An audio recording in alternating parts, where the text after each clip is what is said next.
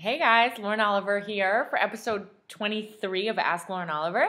We've had a little bit of a break for a variety of reasons. I was in Miami for a book fair. I was in Canada doing some awesome events, just traveling, generally being a maniac. But it's so important to me that I post this episode the day before Thanksgiving. You know why? Because I, Lauren Oliver, am so thankful for you, all of my fans, all of my readers, for your brilliance and your loyalty and your general adorableness. So I thought I'd post this pre-Thanksgiving episode.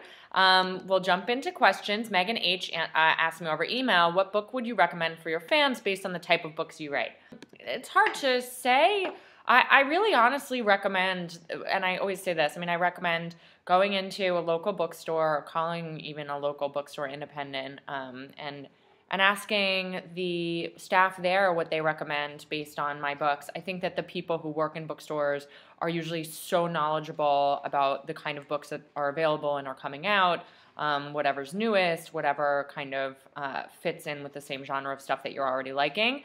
So that would be my recommendation for you. Of course, I love magical realism, and I'm very inspired by magical realism, even when I write realistic books. So some of my favorites are Gabriel Garcia Marquez, who does magical realism, and now I've recently been introduced to John Crowley, who in a book called Little Big, which I'm loving. But yes, so that's my advice. Catherine K. from YouTube, when you're writing, are you ever torn about where the plot should go, or does it unfold itself in your head? It's less of an unfolding and more of a kicking, screaming, wrangling, wrestling. Like, let's say, plot and me are engaged in an epic battle in which we are just, one of us is constantly gaining dominion over the other. More often, the book gains dominion over me than the other way around. No, it's definitely a struggle. And you know what? I write, and then I rewrite, and I plot, and then I replot. So it is kind of an evolving process, and you have to be comfortable, or at least I have had to grow comfortable with a certain degree of, fluctuation and fluidity. Megan from Goodreads, how do you get your writing to the length you want it to be? Whenever I try to write, it feels like I've been writing forever, but then when I read through, it goes really fast and choppy. I think that just comes with practice. I think that's actually quite typical when you start out writing, and writing is hard and it takes a long time. I write a certain amount of words every day, and it helps me, it feels manageable. I always recommend that people set a word length for yourself, a challenge that's both challenging but manageable. So maybe when you start off, it's 300 words a day or 500 words a day.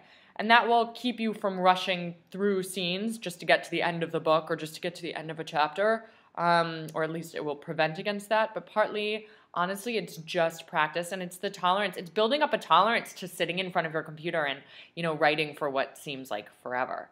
And the last question at Piece of Maria from Twitter asked if you could be an animal for a while, what animal would you choose? So, I bet a lot of people would say birds so they'd be able to fly, but I would never be a bird because I have a phobia of worms, and ew. So if I could be an animal, I might want to be a dog for a while. Dogs have pretty good lives, as long as they're not strays, They just get loved and fed, and their tummy is rubbed, so that's pretty cool. My spirit animal is a newt. I don't know if I've told you guys this before. So my spirit animal is a newt because watch this. I look exactly like a newt. Hold on.